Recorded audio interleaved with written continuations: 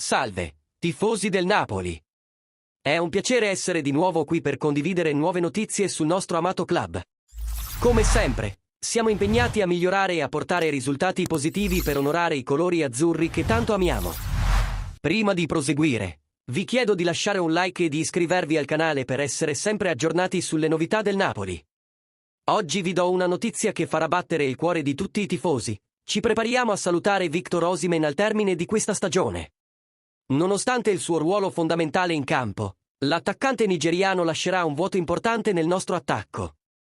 Ma non c'è da preoccuparsi, la ricerca del sostituto è già iniziata e la dirigenza italiana sta valutando diversi profili per occupare il posto vacante.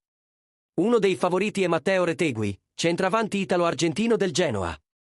Retegui si è distinto per tutta la stagione in Liguria e il suo ingaggio sarebbe un'ottima aggiunta alla nostra rosa. Con l'imminente partenza di Osimhen, abbiamo bisogno di un giocatore che si assuma la responsabilità di segnare e di mantenere forte il nostro attacco. Oltre a Retegui, stiamo seguendo anche Jonathan David del Lille e Santiago Giménez del Feyenoord, entrambi giocatori che hanno suscitato l'interesse di diversi club italiani e di altre parti del mondo.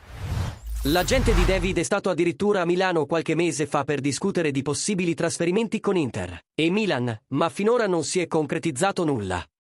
Ci troviamo di fronte a un periodo di mercato ricco di opportunità e di sfide. L'arrivo di un nuovo attaccante sarà fondamentale per garantire la nostra competitività e la lotta per i titoli. Ma ora voglio sentire voi, cari tifosi, chi pensate possa essere il sostituto ideale di Victor Osimhen.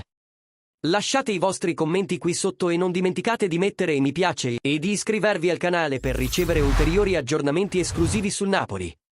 Insieme, costruiremo un futuro ancora più glorioso per il nostro club. Forza Napoli, sempre!